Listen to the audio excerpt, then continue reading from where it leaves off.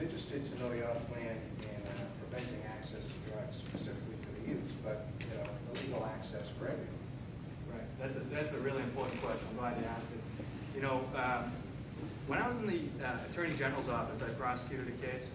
There was a pill doctor in the state. I won't say what region, but his practice didn't have to do with the management of pain or the treatment of pain.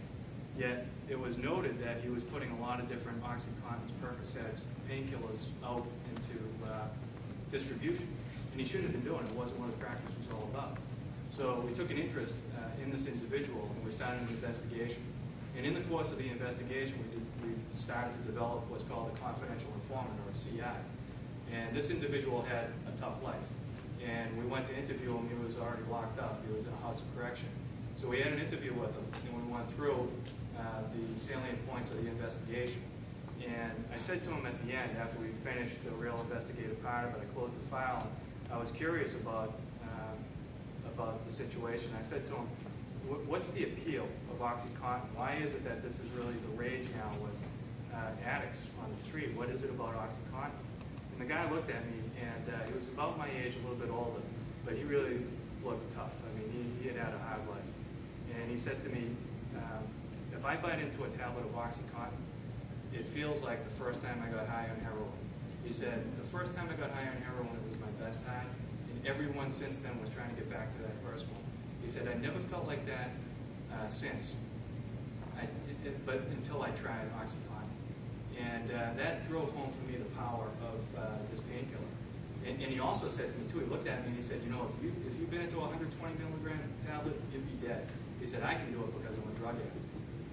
Now, thankfully, those 120 milligram tablets are off the street, but there are still 40 milligram tablets out there. They go for $1 a tab for one of these things. So it's $40 per pill.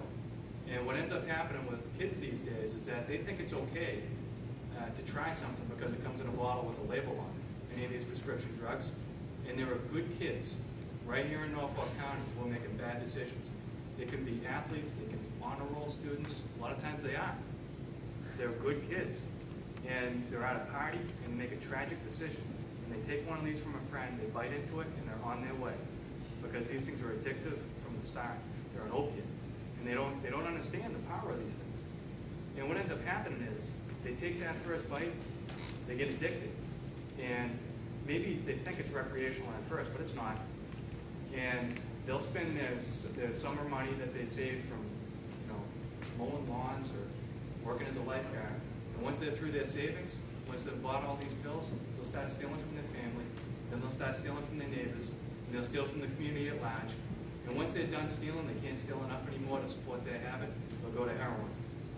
A bag of heroin today costs about $3 or $4. It's less than a six-pack. And at first maybe they'll smoke it or they'll snort it, but it won't be long until they're mainlining it. And then that kid is gone. And it's a tragedy. And we have to do something about it. And that's another reason I'm running for district attorney. Because I think the DA's office has to confront this new problem. And that problem is drug addiction. And the way that we confront it isn't on the back end with punishment or treatment. It's on the front end with prevention. So I've said that my office will be equal parts prevention and prosecution. We have to get into the schools. We have to educate kids about the power of these drugs and warn them as adults and say, you got to stay away from this stuff. It's dangerous. And at the same time, we have to educate adults because a lot of these pills end up at what they call pill parties. You know, kids are having pill parties now. They'll bring pills in. They'll get them out of their parents' medicine cabinet, and they'll come in and they'll put them in a pile on a coffee table in somebody's basement, or they'll mix them up in a bowl, and kids will take a pill out of that bowl, not knowing what it is. They're having pill parties. And where do they come from? They come from our medicine cabinets. We're all guilty of it. We all leave that prescription up there and say, well, maybe I'll need it later on, I'll just save it. But they stay in circulation. So it's important that we educate not just kids, but also parents, that they have to properly dispose of these medications once you're done with them, because they will end up back in circulation. We got to educate the community. We have to work on prevention. And my office is going to take the expertise of the assistant DAs who work there, the civilian staff, lawyers, to make sure that we're in the community, that we're talking to kids in the schools, talking to parents, to make sure that we know about the dangers of prescription drugs. And that's how we keep them away from the hard stuff. So I appreciate the question. It's really important that we get the word out. a follow-up, if you don't mind, about funding. You know, is that in the budget now? You know, will it be, you know, item that you'll be putting in the budget, will you be lobbying the state for more funds for this? Yeah, well, that's a good question, and times are tough, like I said. I really do think that we can free up space under our budget by cutting our overhead. Less fancy office space, we don't need it. Our charge is to protect victims of crime, to seek justice. So that's one way to do it. But the other thing too is that our ADA is going to be asked to do a little bit more. My vision for the office is to make this the best prosecution unit in the state. I want to attract the best and the brightest prosecutors from across the state, the best and the brightest lawyers out of law schools. And I want them to say, my first choice is Norfolk County.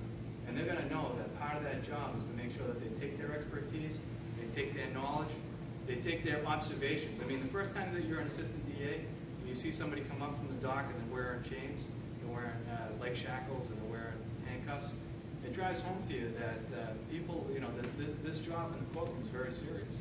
And it makes an impression on assistant DAs. And they're going to be expected, in addition to their courtroom work, to go into the communities, to use this model of community-based justice that I talked about when I started, to go into the communities and make sure that they use their expertise to explain to parents, explain to school kids the dangers of drugs. So it's going to be a requisite of the job that they